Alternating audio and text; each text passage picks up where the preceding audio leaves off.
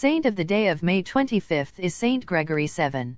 In that troubled period of the 11th century for Christianity, an extraordinary figure emerged, Saint Gregory VII, c. 1015 to 1085, whose name is linked to the Gregorian reform. It was so called because Gregory was the greatest representative and supporter of the vast reformatory work already begun by his predecessors, which gave new life to a church debased by the widespread immorality of the clergy and imperial interference. Born Hildebrand of Soena, Tuscan by birth, as a young man he studied in Rome and then at the Abbey of Cluny, with a period of training in Germany in between. In this phase Hildebrand was able to meet the most active religious in promoting the reform of the Church, such as Bruno of Toul. Bruno became pope in 1049 under the name of Leo IX, 1002 to 1054, and worked to defend ecclesiastical celibacy and combat simony. It was Saint Leo IX who sent him as papal legate to France, where Hildebrand found himself handling the case of Berengarius of Tours, who had created a scandal by questioning the real presence of Jesus in the Eucharist. Hildebrand's authority in the life of the Church gradually grew.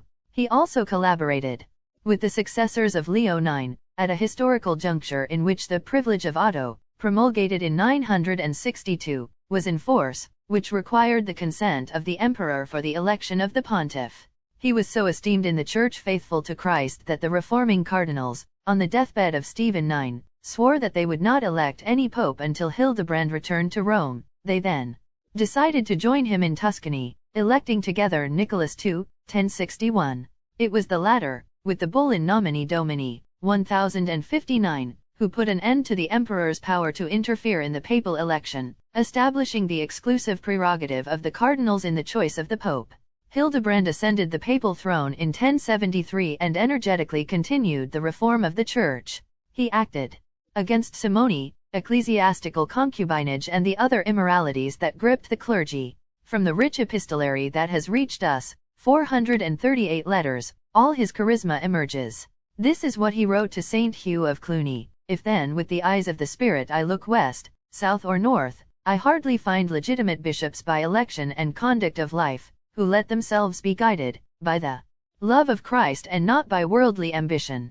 In 1075 he wrote the document known as Dictatus Papae, a list of 27 propositions in which he stated that only the pontiff can by right be called universal, because the Church was founded directly by God, and only the Pope can depose and resettle bishops, and can do the same with the Emperor.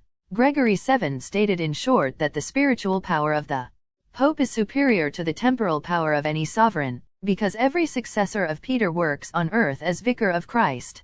In the meantime, Henry IV of Franconia, 1050 to 1106, continued illegally to appoint bishops in Germany, intensifying the past clash known in history as the fight for investitures.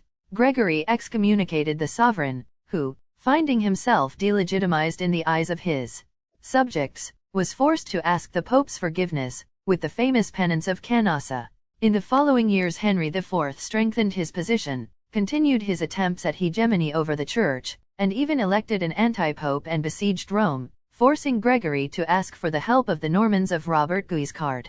The Normans freed the city from the invaders but ended up wildly pillaging it, without even sparing the churches. It was 1083. The Pope was forced to spend the last part of his life in exile in Salerno. On his tomb was carved the sentence, "I loved justice and I hated iniquity, therefore I die in exile." In a letter to the monks of Marseilles he had written words that still seem pertinent today: "Good people who are able to serve God even in times of peace are rare. But very rare are those who for his love do not fear persecution or are ready to decisively oppose God's enemies." Therefore the Christian religion, alas, has almost disappeared, while the arrogance of the ungodly has grown.